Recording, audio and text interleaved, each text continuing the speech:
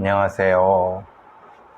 배상훈입니다. 2021년 7월 15일입니다. 7월도 이제 반이 지났네요. 어제 그저께부터 열대야부터 시작해갖고 고통스럽죠. 상당히 그 열돔에 갇힌 한반도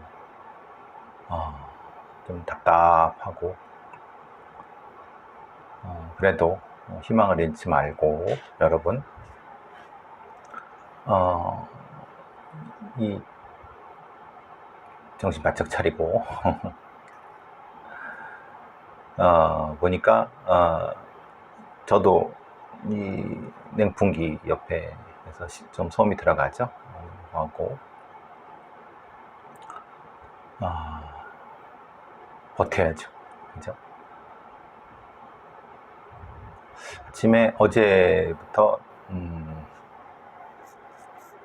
한바왕 유상봉에 대한 얘기가 많이 얘기가 되고 있어요.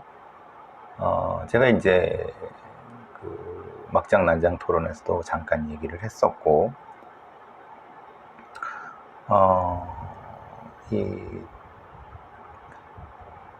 그 철거왕이 있고 한바왕이 있다. 그런 말씀 잠깐 드렸죠.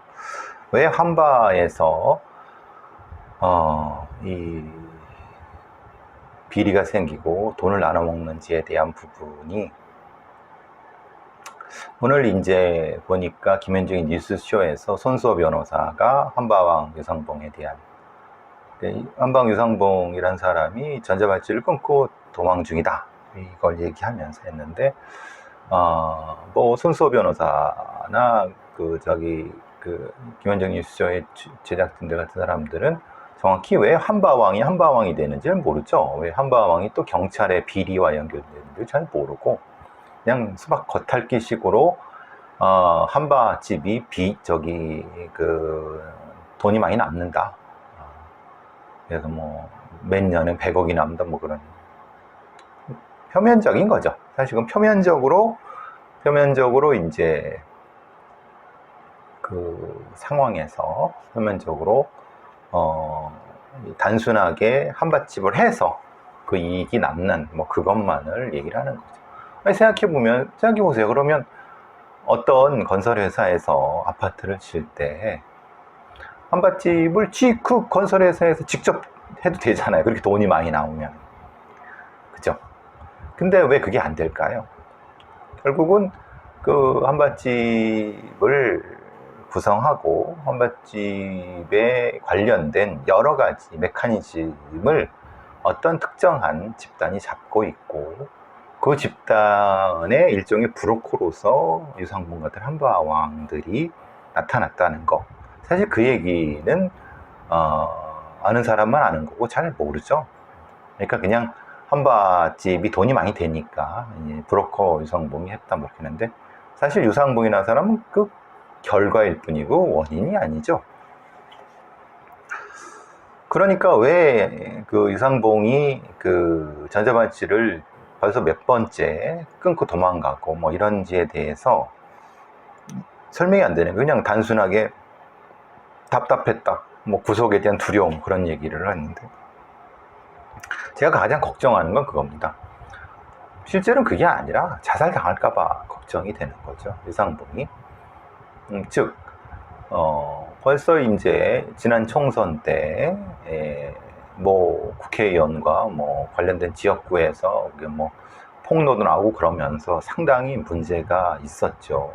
그래서 여러 사람들이 유상봉을 노리고 있고 유상봉은 지가 살려고 이제 언론 같은 데에다가 폭로성 얘기를 했지만 사실 그것도 언론들이라든가 아니면 힘을 가진 자들에 의해서 입이 다 막혀버린 상태이고 그런 상태라고 보면은 실제로 유상봉은 폭탄일 수밖에 없는 상황일 가능성이 높죠. 그러면 실제로 유상봉이 전자발찌를 끊고 도망간 건지 저는 그 가능성보다 오히려 유상봉이 납치당해 갖고 지금 어느 뭐 곳에서 자살을 당할 그러니까 이제 뭐 지금쯤이면은 뭐 물론 이것도 순전히 가능성입니다. 순전히 가능성에서 이 자살당할 위치에서 지가 알고 있는 거를 불고 있지 않을까. 고문을 당하거나, 고문을 한다고 해서 이렇게 때리거나 그러겠습니까? 근데 고문하는 방법이 여러 가지가 있을 수 있죠. 그러니까 벌써 몇 번째 전자발찌를 끊고 도망가고, 그리고 실제로 이 한바집 운영 관련된 부분에서 엄청나게 힘이 센 사람들이 아주 상당히 있고, 그것의 기본적인 깊은 뿌리에 대해서는 어떤 언론이라든가 수사기관도 외면하고 있는 상태인 거죠. 아마 두려울 수도 있습니다. 힘을 가진 자들이. 물론 유상복이라는 사람이 다 알고 있다고 생각하지 않습니다. 상당 부분 그냥 유상봉도 지가 돈 주고 돈 받고 뭐 이런 표면적인 거 정도만 알고 있지 않을까라는 생각을 합니다. 사실 그 정도까지 들어가지 못했기 때문에 위험에 처할 수도 있죠. 어쨌든 실제로 이 상태라고 하면은 지금 검찰이 추적하고 있다고 하는데, 행방을 쫓고 있다고 하는데, 글쎄요, 그게 진실일까요? 저는 다른 진실이 있을 거라는 생각을 해봅니다. 딱 생각해 보세요. 유상봉이 영원히 입을 닫는 거를 원하는 사람이 많을까요?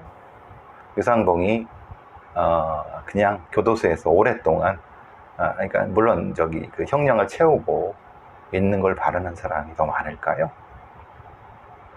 여러분은 어떻게 생각하세요?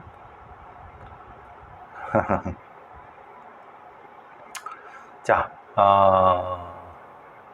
모릅니다. 저는 유상봉이 무슨 짓을 했는지.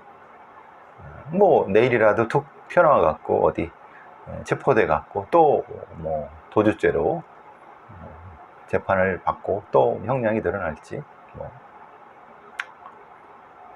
여러 쫄리는 사람들이 많이 있지 않겠나요? 글쎄, 지금 지난 올해 초에 경기도 광명에서 살인사건 신고를 받고 초동 대응을 어슬렁어슬렁 했던 112 상황팀장들, 그리고 이 콜 요원들에 대한 징계 조치를 했다고 합니다. 근데 그 징계 조치 자체가 너무나도 가벼운 징계예요. 그러니까 살해 협박을 관련해서 112 신고를 접수한 뒤 지령을 전파하는 과정에서 신고자의 위치와 핵심 정보를 누락한 경찰관들한테 가벼운 징계, 뭐 말하자면 견책, 뭐 불문 경고, 뭐 이건 뭐 징계도 아닙니다. 그냥 장난이죠, 장난. 근데 그 결과는 참혹하게도 살해당했습니다.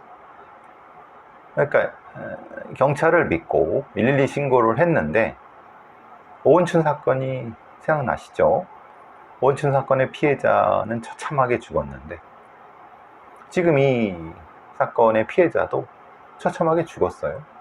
살해당했죠. 근데 신고를 받고 이제 출동하거나 이런 접수 요원은 그러니까 이제 돌아가신 분이 신고를 했어요. 근데 그러니까 살인범의 집에 있다는 거죠. 그러면은 사실 대단히 위험한 상태 아니에요. 아니, 자기 집도 아니고 살해범의 집에 있는데 그거를 신고했던 거죠. 아주 위급한 상황인 거죠.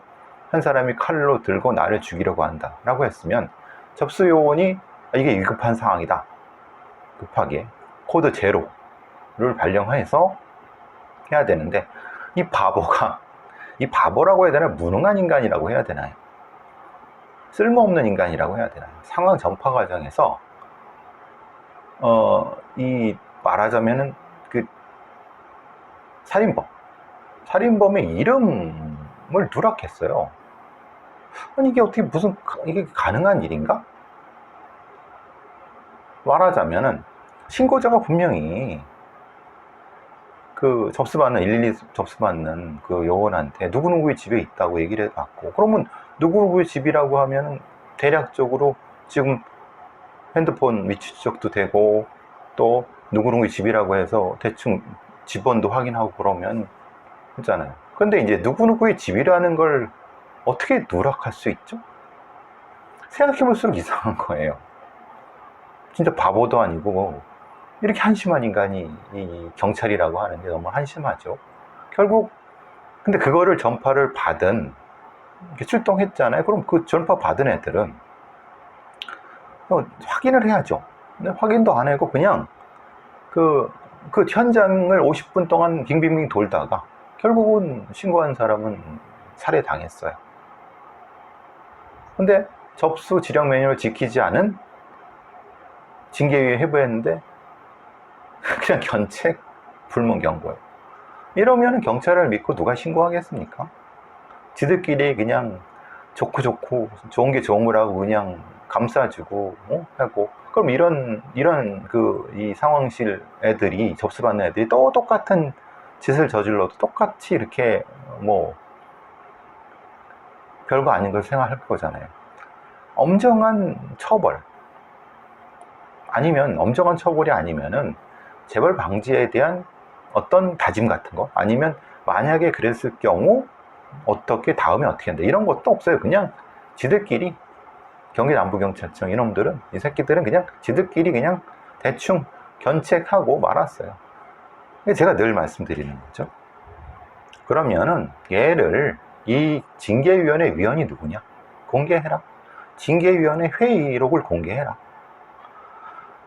이게 모두 국민의 세금으로 이루어지는 경찰의 행정행위인데 징계위원이 누군지도 몰라. 그래, 징계위원은 누군지도 모를 수 있어. 뭐 이제 신상 때문에. 그러면은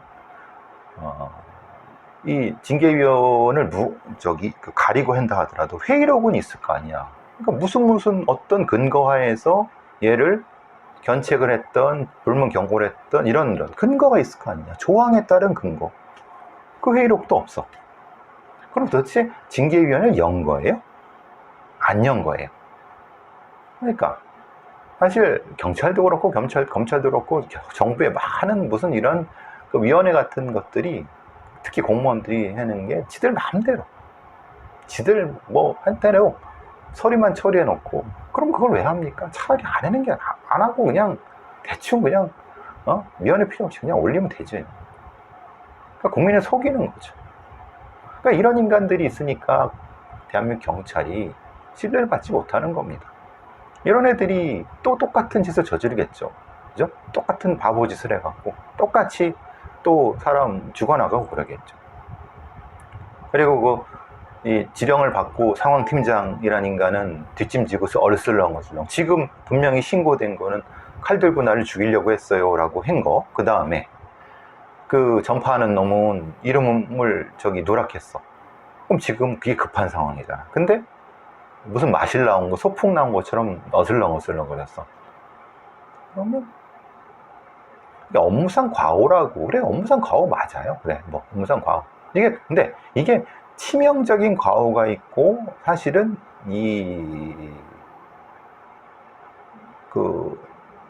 좀 어느 정도 용납할 수 있는 잘못이 있죠. 이거는 치명적. 사람이 죽었잖아요. 사람이 죽을 수 있는 데잖아요. 빠르게. 그러니까 좀 긴급하게. 제가 늘 말씀드리는 것처럼 위원 명단 공개해라. 책임을 가져라. 그리고 회의록 공개해라. 어떤 근거에서 그 결정이 내렸는지 공개해라. 그리고 그 결과에 따라서 공적 조사, 승진 관련된 것 아니면 그 사람의 향후 반드시 반영해라. 어제 제가 막장난장 토론처럼 이 가짜 사기꾼 수산업자란 놈의 돈을 받았던 돈 많이 맞죠? 포항 무슨 경찰서 총경이라네. 걔가 총경이 될 애가 아닌데 됐다. 그러면 도대체 무슨 근거에서 얘를 승진시켰는지 근거가 뭐냐? 승진심사위원회 어떤 근거에서 했는지 점수를 공개해요. 왜 못 공개하느냐? 그게 뭐 국가 안보에 관련된 거냐? 개인 신상에 관련된 거냐? 웃기는 짬뽕들이죠, 이 새끼들이. 경찰이 이따위로 하니까 다 욕먹고, 그래도 지들끼리 그냥 눈 가리고 아웅하면서 지들끼리 꿍짝꿍짝 하는 거죠. 사람, 이렇게 우리 국민들은, 시민들은 죽어나가든 말든. 하여튼 웃긴 새끼들이죠. 요즘은 경찰에 이런 놈도 있습니다. 이제 경찰이 있어요. 한 놈이 있는데, 전직 경찰이라는 놈이 있어요. 근데 이 놈이 이런 거죠. 사실은 근데 이거는, 현직에 있을 때 돈을 받은 거죠. 특가법상 뇌물입니다. 그러니까 이제 실제로는 그 경찰에 있을 때 뇌물을 받은 거예요. 경비 용역업자가 있는데, 저기 소유권 분쟁 중이었나 봐요. 2015년쯤에 강남구에 한. 근데 여기를 경찰 인력을 배치해 달라는 부탁을 받았나 봐요. 그래서 이게 무슨 말이냐. 근데 가끔 이제 그런 경우가 있어요. 사실 이유도 없이 경찰 인력이 배치돼 갖고 지켜주는 거예요. 이게 그러면은 거기가 무슨 중요한 어떤 사건 현장인가? 아니면은 사실 거기가 좀 뭔가 좀 경찰이 보호해야 될 중요한 어떤 사람이나 뭐 이게 있나? 모르죠.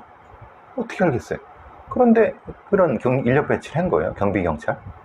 그러니까 말하자면 뭐 의경이나, 그때는 뭐 의경이 있을 수 있고, 뭐 기동대도 있을 수 있고, 방순대도 있을 수 있으니까 그렇게 한 거예요. 그러니까 개인의 사적 이익을 얻기 위해서 경찰이라고 하는 경찰 공권력을 사적 이익에 동원한 거죠. 기분 되게 정신 나간 새끼죠. 근데 하필 또, 그러니까 이런 애들은 미리 속아내거나 잘라 이렇게 파냈어야 되는데, 그 이전에도 자기 여자친구의 무슨 뭐 마약 투여 사건을 수사 잘 봐달라는 거죠. 그럼 이렇게, 야, 그거 내가 할게. 그걸 가지고 또 증거불충, 그러니까 수사를 했고, 자기가 직접 수사를 한 거예요. 송치는 어떻게 했겠습니까? 당연히 증거불충분을 송치했겠죠. 불기소 의견으로. 그러면은 실제로 마약 투여 사건이 발생했는데, 이 사건을 정당하게 그 모발을 뽑아서 마약 검사를 하든 아니면 증거를 찾든, 근데 그걸 안 했다는 거잖아요. 그러니까 증거불충분이죠. 분명히 지금 상태로 애가 마약인 건 보이는데 모발을 뽑아갖고 이렇게 보내려고 했는데, 보냈다고 했는데 사실은 안 넣은 거야. 국과수에 보냈어. 근데 내용이 없네?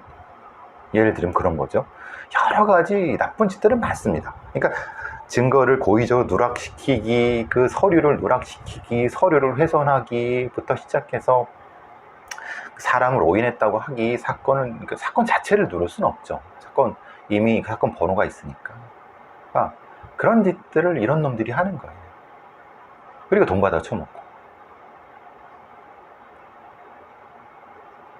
그리고 돈 받았는데 돈은 빌렸다고 하는 거죠. 그건 뭐 당연히 뇌물이죠. 그러니까 이런 애들을 진작 속아내야 되는데, 경찰에서. 그러니까 속아내지 못하니까. 그러니까 속아낼 수 있는 제도가 안 된다고 제가 말씀드렸잖아요. 내부 감찰, 내사과, 이런. 그러니까 시민들만 다치는 거죠. 그리고 그런 구조에 익숙한, 잘 비비고, 뭐 이런 돈바 처바르는 놈들이 승진하고, 진짜 실력 있는 애들은 진짜 그런 애들이 수사를 해야 되는데, 그런 애들은 한직에 갔다가 딴 데 빙빙빙 돌다가 그냥 뭐 지구대 갔다가 거기서 뭐 올바로 된 자기 어떤 실력을 펼치지도 못하고 그냥 그러다가 이제 밑보여갖고 징계나 받고, 거꾸로. 이따위로 경찰이 운영되면 시민들이 믿겠습니까? 지금 이 상황이 눈에 뻔히 보이는 상황이죠. 결국은 경찰개혁 하고 뭐 경찰이 뭐 깨끗해지겠다, 열심히 선진 경찰이 되겠다, 웃기는 소리죠. 경찰청장이 그런 뭐 웃기는 소리 해봤자 아무런 소리, 이거 뭐 웃기는 소리입니다. 말도 안 되는 소리입니다. 이런 제가 경찰이 뭔가 제대로 뭘 해보겠다 그러면 딱 먼저 얘기를 하죠. 수사와 분석 시스템 분리해라. 행정경찰과 수사경찰을 분리해라. 실질적으로 위원회의 인원을, 명단을 공개하고 회의를 공개해라. 핵심적으로 또 하나, 내부 감찰 부서를 엄정하게 해라. 지금처럼 뭐 군대처럼 군 사법권을 지휘관의 밑에 둬갖고 막 똑같습니다. 군 내부, 경찰 내부에 있는 감찰권 자체를 지휘관이 통제하기 때문에 전혀 감찰이 안 되는 거예요. 그러니까 지들한테 유리한 애들은 감찰 안 하고 지들한테 불리한 애들은 감찰해서 오히려 물먹이고, 이런 형태가 결국은 경찰이 썩어 들어가는 핵심적인 부분인 거죠. 이거를 언론이 모르나? 언론들은 모른 척 하는 거고, 또 잘 모르고, 또 밑에 있는 애들 모르고, 데스크나 좀 연차된 놈들은 어차피 공범 놈들이고, 언론이 썩었다는 게 그거죠. 제대로 이런 경찰과 검찰의 비리라도 이런 걸 제대로 감시해야 되는데 오히려 묻어주기 바쁘고, 이런 형태. 근데 죽어가는 건 결국은 일반 시민들인 거죠. 저는 이런 뭐 비리 뇌물 사건, 이건 뭐 가끔 뭐 이렇게 적발되는 그것도 겨우겨우 그냥 제대로 처리되면은 이런 놈들은 애당초에 싹 다 긁어서 처벌을 했어야 되는데 참 안타깝죠. 전주 연쇄살인범 최신종 사건이 결국은 이제 무기징역으로 확정됐는데, 안타까운 거는 얘가 강간살인이 2건이에요. 그럼 얘는 사형을 받았어야 되는 건데 너무 안타까워요. 왜냐하면 그래, 한 명을 잔혹하게 살해했을 경우 무기징역, 그럼 2명 있잖아요. 그것도 거의 비슷하게, 그것도 강간, 강도 살인이잖아요. 잔혹하게. 그럼 제대로 수사를 했냐 이 말이에요. 제대로 수사를 어느 정도까지 했는지 일단 이런 애들은 사형을 받아야죠. 뭐 판사는 뭐 종신형 그런 얘기를 하지만, 그런 얘기 하기 전에 2명을 강도 강간 살인했으면 사형을 때렸어야 맞는 건데, 문제는 이제 1심, 2심에서 1심 뭐 이렇게 되면서 좀 애매하게 된 것 같아요. 증거라든가 아니면 제대로 수사가 잘 안 되는 거. 제가 이 얘기는 이전에 말씀을 드렸습니다. 그러니까 여러분이 생각하시기에 이런 사건들은 너무나도 명확하기 때문에 뭐 굳이 뭐 증거가 필요 없어, 아닙니다. 엄격하게 증거를 찾아서 거기에 맞게끔 수사와 기소가 돼야지 거기에 맞게끔 형량이 나올 수가 있습니다. 그러니까 어설프게 해버리니까 판사들한테도 오히려 빌미를 주는 거죠. 그러니까 수사가 저 엉망이니까 뭐 무기징역이야, 이 정도. 다시 말씀드리면 무기징역은요 나중에 가석방이 될 수 있습니다. 물론 얘가 이제 강도 강간 살인점이기 때문에 어려울 수도 있지만은 사실은 얘는 사형이 나왔어야 되는 애예요.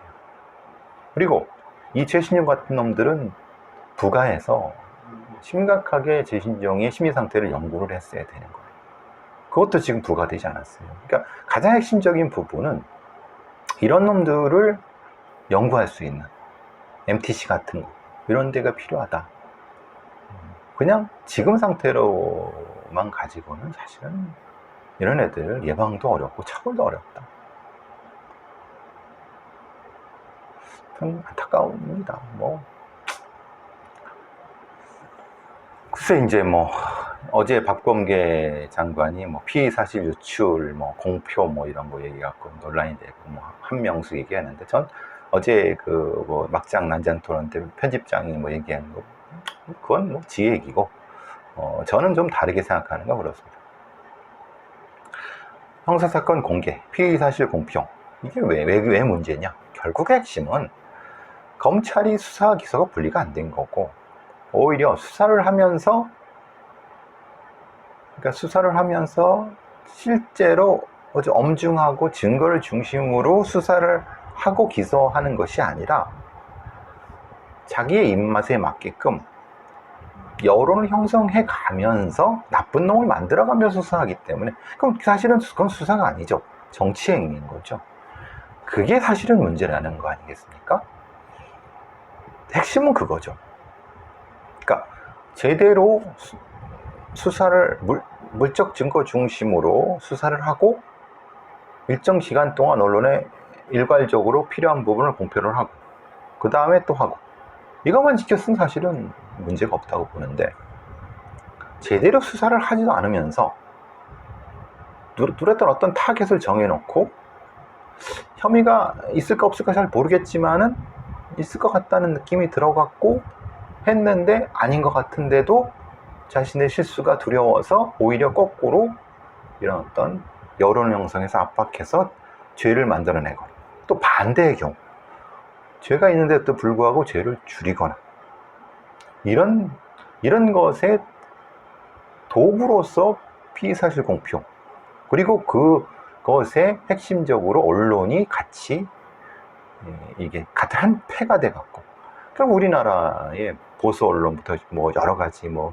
진보 언론도 마찬가지지만 얘들이 결국은 경찰 검찰과 같이 한 패 먹어서 나쁜 놈 만들거나 뭐 지들 마음대로 사건을 왜곡, 축소, 조작, 뭐 방향 바꾸기, 이게 사실은 이 피의사실 공표의 문제 아닙니까? 핵심은 그거죠. 그래서 수사와 기소를 분리하려고 한 거고, 어쩔 수 없이 검찰이 수사를 한다 하더라도 그럼 그거는 증거 중심으로, 물적 증거 중심으로, 그러면 물적 증거 중심으로 얼마만큼 했는가를 평가할 수 있는 내부 기구, 외부 감시, 이것이 사실은 형사사건 공개 금지에 대한 핵심인 거예요. 근데 그거를 잘 모르니까 이놈이 해든 저놈이 똑같은 거죠. 이게 참 핵심과 본질을 비껴가려고 별짓 다 하는 겁니다, 이게 지금. 그리고 중요한 건 그만큼 증거 중심, 핵심적인 증거 중심의 전문적인 수사, 핵심적인 수사의 방법과 수사 부분, 이게 핵심이죠. 증거가 없으면, 증거를 못 찾았으면은 그거는 수사가 진척이 되면 안 되는 거고, 증거가 있다 하더라도 그 부분을 왜곡 과장해서도 안 되고, 그래서 제가 늘 말씀드린 것처럼 수사와 증거 분석은 분리돼야 된다. 수사와 기소가 분리되듯이. 이 원칙을 이 법만 하는 새끼들이 모르니까, 그리고 정치하는 놈들이 모르고, 사실 모르겠습니까? 모른 척 하는 거죠. 대충 다 알죠. 얘네들도 검사, 판사 다 했던 놈들인데 모르겠습니까? 근데 하기 싫은 거죠. 왜냐면 자기한테 불리하니까. 써먹기 좀 그러니까. 핵심이 피의사실 공표 핵심은 거기에 있는데,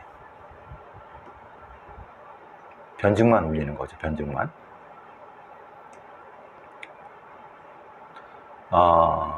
뭐 경찰에서 계속 범죄 피해 평가 제도에 대한 얘기를 계속 하고 있습니다. 그러니까 뭐 다행입니다. 범죄 피해 평가 제도라는 것이. 그러니까 어떤 범인이 스토킹 살인을 했고 그 가족들이 고통을 받고 있어. 그래서 그 가족들, 피해자 가족들의 심리 상태를 분석해서 법원에 제출하고, 이런 부분들 굉장히 중요하죠. 그리고 죽지 않은 피해자들, 그러니까 살아남은 피해자들에 대해 심리 분석을 통해서. 근데 그걸 왜 하느냐? 분명히 피해자와 피해자 가족들의 회복적 일상 회복을 돕기 위해서 하는 거 맞습니다. 근데 그것도 맞지만 또 한 축, 진짜 중요한 축은 그 사건의 핵심이 뭔지를 찾는 겁니다. 즉 말하자면은 피해자가 죽었어. 그러면 그 관련된 주변의 사건을 엄격하게 분석하는 과정에서 피해자 가족의 심리를 어루만져 줄 수 있는 상황인 거죠.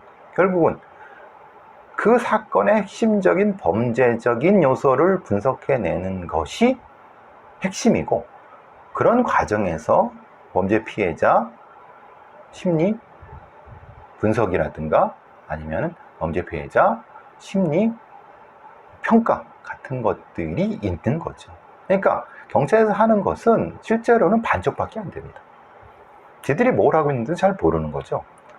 그러니까 어떤 사건의 이 구성 요건적인 범죄, 그러니까 이 형법적인 구성 요건을 찾는 것이 수사관이 해야 될 일이지만은 그것만 하면 안 됩니다. 그것이 기본이고, 그리고 그렇지만 그것보다 더 중요한 건 그것의 범죄적인 요소의 핵심을 찾아내는 것. 그걸 통해서 형법적으로 처벌할 부분을 뽑아서 검찰로 기소하게끔 하고, 나머지 부분을 통해서 피해자 회복 쪽으로 가는 형태가 돼야 되는 거죠. 그게 핵심인데, 그 핵심적인 어떤 메커니즘을 이해 못하니까 결국은 범죄 피해자 심리 지원 쪽으로 언어가 형성이 되는 겁니다. 아니, 그것도 중요합니다. 근데 본질적인 게 뭐냐? 어떤 범죄가 발생했으면 그 범죄의 본질적인 걸 찾아서 분석해서 그것을 다시는 발생하지 않도록, 그리고 그런 범죄가 발생했을 때 쉽고 용이하게 추적하고 체포할 수 있도록, 그리고 또 하나, 그건 범죄 예방적 측면, 수사적 측면, 그리고 또 하나는 피해자, 그 피해자 가족의 회복적 측면, 이렇게 연결이 돼야 되는 겁니다. 그러지 않고 지금 범죄 피해자 평가 제도, 그러니까 어떻게 보면 그 세 가지 축 중 하나밖에 안 하는 거죠. 그러니까 불안정할 수밖에 없는 거죠. 그러니까 최신종 같은 놈들이 범죄를 제대로 분석하지 못하고, 그러니까 최신종 같은 애 제대로 처벌을 못하고, 다만 최신종에 의한 피해자의 가족들의 심리평가, 이런 것들은 일부 되고 있는 이런 상태라는 겁니다. 그러니까 진짜 TV 같은 데 보면 가짜들, 허접한 인간들, 우리 범죄를 분석한다고 이렇게 하고 있는 거 보면 참 웃기는 거죠. 근데 그러려니 말하니 마음대로 하라고, 자기는 자기의 방법이 있는 거고, 저는 또 저의 방법이 있으니까, 그러니까 알아서 하는 거죠. 그렇지만은 여러분, 결과를 잘 보세요. 어떤 것이 더 미래고 시스템적이고 미래가 있는지, 그거를 중심으로 판단해 보시면 됩니다. 그 사람들의 방법도 중요합니다. 평가할 가치가 있죠. 그렇지만 제가 말하는 방법도 여러분 한번 생각해 주실 필요가 있다는 겁니다. 어쨌든 광주에서 광주 붕괴 참사, 그 건물이 넘어져갖고 지나가는 차가 속에 있는 사람들이 9명이나 돌아가셨죠. 17명이나 중상을 입고, 17분이 실제로는 이제 9명이 돌아가시고 8명이 중상을 입었죠. 근데 이 사건 지금에서 이 피해자들의 부검을 해야 된다는 거예요. 그러면은 어떻게 또 칼을 대느냐, 어떻게 죽었는지 모르냐. 근데 이 건의 핵심은 뭐냐? 우리나라에 부검의법이 없다는 겁니다. 즉, 흔히 말하는 부검의법 자체가 없고, 그냥 지금은 형사소송법 내에서 규정, 대통령령 정도로, 훈령 정도로 운영되는 거예요. 지금 여기 뉴스원의 기사라든가 이런 데 모르는 거예요. 핵심적인 부분이 그 부분을 모르기 때문에 사실 이 상황에 대해서 부검을 꼭 해야 된다, 말해야 된다. 그러니까 부검의법이 있으면은 부검의가 주도가 돼서, 이거는 내가 부검의 누군가, 사건 담당 부검의가 던데 이거는 굳이 이렇게 하지 않아도 유관 검안을 가지고도 내가 사인평가를 하겠습니다 라고 하면은 부검을 대신할 수 있는 거죠. 근데 지금은 그렇게 안 돼. 부검이 결정할 수 있는 게 아니에요. 근데 그게 도대체 무슨 시스템인지를 모르니까 기자도 그렇고 꼭 부검을 해서 사망 원인의 법적 효력을 인정 불합리 이렇게 얘기되는 거죠. 참 웃기는 상황인 거죠. 그래서 뭐 청원이 나오는 게 이 사고의 경우 부검을 거치지 않아도 사망 원인을 법적으로 인정받을 수 있는 법을 만들어 주시기를, 이게 사실은 부검의법에 포함돼야 되는 거거든요. 근데 이게 부검의법이란 게 뭔지를 이 기자가 잘 모르고, 또 청원하는 분도 사실은 현행 부검제도의 개정을 요구했는데 그 현행 부검제도의 개정에 여러 대안 중에서 지금 많이 얘기되고 있는 부검의법 제정에 대해서 이 기자가 좀 이 부분을 좀 상세하게 써줬으면은 사실은 좀 이 사건을 본질적으로 해결하는 데 도움이 될 텐데, 그러니까 좀 그러니까 사망 진단서에 이 기재된 사망 원인은 의학적일 뿐 법적인 효력이 없다. 그러니까 결국 이게 뭐냐, 부검의법이 있으면 부검의가 결국은 사망 진단하면서 법적인 효력도 갖게 되는 쪽으로, 지금은 그게 아니라 의사가 이거를 하고 최종적으로 검사가 판단을 내리는 겁니다. 물론 그 검사를 대신하는 경찰관이 하는 거죠. 이게 좀 되게 불합리하죠. 그런 형태입니다. 어쨌든 다시 한번 광주 참사 희생자분들 명복을 빌겠습니다. 적응이 없는 죽음이죠. 사실 지금 헤럴드 경제에서 기사 2개가 나오는데, 즉 쏟아지는 전관, 이거 계속 나왔던 얘기예요. 상반기만 판사가 80명이나 사직했다.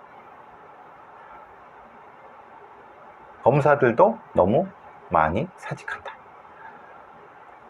판사들이 자기 하기 싫으면 나가면 돼요. 왜? 아니, 자기 변호사들도 돈 벌고 싶다는데, 아니 그걸 뭐 자본주의 사회에서 직업 선택의 자유가 있지, 뭐 알아서 하시는 거죠. 그러면은 이제 판사들의 제대로 된 판사를 어떻게 임명할 것인가의 고민이잖아요. 근데 지금처럼 판사가 모든 걸 다 결정할 수 있는 형사 전문 판사도 부실하고, 그러면 배심원제로 가든 아니면 전문 어떤 감정인 시스템으로 가든, 그러니까 핵심적으로는 아니면 선출직으로 가든, 사실은 그게 핵심적인 부분이어야 되는데, 이 헤럴드 경제라든가 이런 기존의 그 법조 관련된 기자들은 이런 사람들 중심으로 기사를 쓰다 보니까 이 얘기죠. 결국은 지금의 사법 시스템의 피해자들, 그러니까 이제 판사들이, 좋은 판사들이 막 나간다는 거잖아요. 로펌으로. 그러니까 재판할 판사도 없고 뭐 그런 거잖아요. 저는 그렇게 생각하지 않습니다. 하기 싫으면 나가는 거고, 대신 판사들을 다른 방식, 즉 법만 전공한 사람들이 아니라 가치를 판단할 수 있는 변호사 이외의 판사, 그러니까 다른 출신의 판사들, 그러니까 재판을 진행하는 전문가가 아니라 진짜 사안의 본질을 해석할 수 있는 그런 판사들이 필요한 거다. 사법 시스템은 바꿔야죠. 그런 쪽으로 바꿔야죠. 현대사회는 그렇게 바꿔야 됩니다. 현대사회의 사법 시스템은 그렇게 바뀌어야 되는 겁니다. 그러니까 옛날 판사 시스템만 가지고 있으니까 판사들이 떠나니까 어떻게 하냐고, 김앤장으로 다 가고 뭐 그럼 어떻게 하냐고, 예? 변호사들 없으면 판사 어떻게 하냐고. 궁합은 통합니다. 이거는 세상의 진리입니다. 이 사람들이 지금 엄청나게 비싼 로펌으로 가는 이유는 돈 벌려고 가는 거예요. 알아서 가시라고 하세요. 대신 능력 있고 거기에 맞는 판사들을 뽑아내면 되는 겁니다. 물론 대우도 있어야 되고, 그러기 위해서는 지금처럼 소위 스카이 중심의, 그러니까 엘리트 중심의, 그러니까 공부만 하는 엘리트 중심의 판사들이 아니라 그게 고민이 많아야 되는 거죠. 그런 고민을 하려고 사법개혁이 필요한 거 아니겠습니까? 그러니까 이런 기자들은 이제 이쪽 법조 쪽을 도와주려고 하니까 이게 기사가 갈짓자를 그리는 거죠. 이게 뭔지도 모르고. 검사도 마찬가지입니다.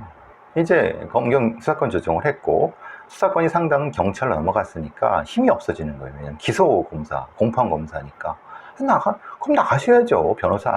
로펌의 변호사 하셔야죠. 그러면 그 사람들은 실제로 검찰의 수사라든가 이런 거를 가지고 전관을 가져가서 변호사 하려고 했던 사람들이잖아요. 그럼 그 사람들은 애초에 검찰에 들어올 필요가 없는 사람들이었잖아요. 그죠? 그럼 당연히 나가야죠. 굳이 왜? 그러니까 결국은 이거는 판사 임용, 검사 임용 시스템의 문제인 거죠. 그러면 전반적인 수사를 전문적으로 할 수 있는 전문 수사관, 그러니까 변호사 자격을 가진 전문 수사관들의 어떤 하나의 풀로, 그리고 기소 전문가로서의 검사, 이런 부분들, 그렇게 재조직화돼야 되는 부분인 거죠. 정관 변호사에서 정관 변호사가 돈을 못 번다고 그것이 아쉬워 갖고 이런 기사를 씁니까? 글쎄, 그것도 아닌 것 같은데 참 이 기사의 의도를 모르겠어요. 여기 이제 제가 사는 일산에서 엊그제 이제 학교 폭력이라고 해야 되나요? 학교 폭력이 아니죠. 이건 사실은 청소년 가학행위라고 보는 게 맞습니다. 청소년 범죄, 가학 범죄 행위라고 하는 게 맞습니다.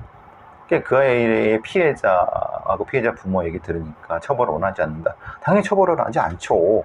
만약에 처벌한다고 해도 제대로 처벌되지도 않을 거고 또 괴롭힘을 당할 테니까. 결국은 이 우리나라의 그 소년 범죄의 처벌 자체의 시스템 자체를 확 바꿔야 되는데 그걸 하지 못하니까 계속 범죄자, 가학적인 청소년 범죄자를 양산하고 반대로 거기에 두려움에 떠는 피해자를 또 양산하는. 그런데 경찰이나 교사는 학교는 책임이 없어. 우리 거 아니야. 경찰은 또 우리 거 아니야. 그럼 누가 책임집니까?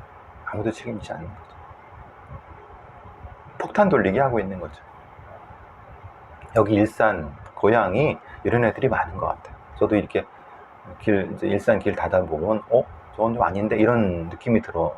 이렇게 쫓아가 보면 팍 도망가고 그러니까. 애초에 시스템 자체가 잘못되어 있죠. 큰일 날 일입니다. 링이죠, 링. 애들이. 조폭이라고 생각하셔도 됩니다. 새끼 조폭들이죠. 얘네들은 이제 요 단계를 넘어가면 감당 못 합니다. 애들은 교정교화 되지도 않고 처벌해야 돼요.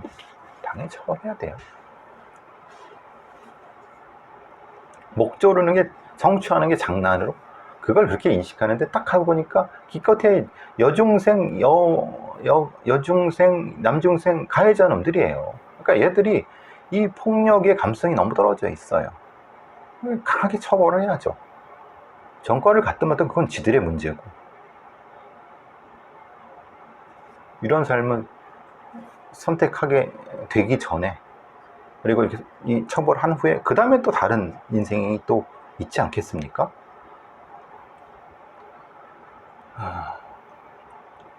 역시 광주 광산에서도 극단적 선택을 한 고등학생이 11명한테 폭력을 당했다. 성추. 그래서 이제 극단적 선택을 하게 된 거죠. 국민청원에 이런 비극적인 일이 많이 나타납니다. 자기를 강간한 친오빠랑 동거해야 되느냐. 그래서 청원이 15만 원 돌파했는데, 정확히 어느 상황인지는 좀 더 분석을 해봐야 되겠지만은, 실제로 제가 늘 말씀드리지만 친족 강간 행위가, 성범죄가 적지 않다. 이 사람들은 말을 못한다. 왜? 부모들이 가해자 편을 들기 때문에. 지금 이 경우도 똑같다. 그럼 이런 일이 벌어지면 쉼터가 있어야 되고 이 가족으로부터 분리시켜야 되는데 제대로 분리를 안 시킨다. 또 부모는 두들겨 패고 버티라 그러고, 결국은 이렇게 하다 보면 이 아이는 죽습니다. 왜? 살해를 당하거나 아니면 살해는 당하지 않고 자살당하거나 압박당해서 정신적으로 문제가 있어서 스스로 약해져서 자살하고. 결론은 뻔합니다. 삶을 제대로 못 살아. 이런 애들을 구해야지 정의로운 사회 아니겠습니까? 이런 일이 봤을 때 참 아동학대, 가족, 친족, 성범죄 보면 참 너무, 청소년 가학행위 보면 참 답답하죠. NC 웃긴 놈들이에요. 박성민, 박민우, 뭐 권희동, 뭐 이명기, 네 명이 뭐 본인들은 외부인이 여자는 아니다. 정확히 뭔지는 모르겠어요. 오늘 아침에 그 김원정의 뉴스소에 박동희 기자라고 얘기를 하는데 한마디 하시더라고요. 박민우, 야, 너 술 처먹으라고 백신 맞아준 거 아니다. 지금 20대, 30대 백신 못 맞았고 난리인데. 딱 그 얘기 하시더라고요. 공인이라고 하는 놈들이 전혀 공적인 생각이 없어요. 지들이 연봉을 그렇게 많이 받고, 다른 사람도 이제 그 다른 구단도 그냥 겨우겨우 방역하면서 여태까지 프로야구가 운영되어 왔는데, 조금만 참으면 상반기 지날 텐데, 지금 이 얘들 때문에 같이 경기했던 애들 다 격리, 다 지금 리그 자체가 다 착살났잖아요. 이런 이기적인 놈들 반드시 퇴출해야 되는데, 박동희 기자의 얘기는 또 뭡니까? 이런 사태를 만들어낸 게 KBO, 한국 야구 KBO하고 NC 구단이다. 결국은 문제는 핵심은 거기에 있다. 뭐 이렇게 얘기를 하는데, 정확한 건 뭐 다시 봐야 되겠지만 결국은 너무나도 철없고 이런 행동 때문에 엄청나게 많은 사람이 고통을 받는 거죠. 저도 야구를 좋아하지만 참 이런 어처구니 없는 인간들은 참. 어제 보니까 소상공인들이 그 집합금지 항의해서 뭐 심야 차량 시위를 했는데, 오죽했으면 이렇게 차량 시위를, 자영업자 비대위에서 차량 시위를 했겠냐 싶습니다만 참 안타깝습니다. 너도 나도 다 고통받고 있는데, 가진 놈들 복에 겨워서 술 처먹고, 돈은 돈대로 더 번다고 하죠. 재산 가치가 너무 올라서 없는 사람들은 죽어나가고, 이 더운데 선풍기 하나 못 틀어갖고 에어컨 하나 못 틀어서 안타깝죠. 어쨌든 그래도 버티셔야 됩니다. 좋은 날이 올 겁니다. 마음을 가라앉히시고, 좀 너무 더우면 약간 좀 그늘에 가서 쉬시고, 항상 건강하시고. 자, 또 뵙도록 하겠습니다. 오늘은 제 유튜브가 좀 이렇게 전환이 됐나봐요. 한번 어떻게 되나 한번 보고요. 자, 하여튼 조금 힘들어도 웃으면서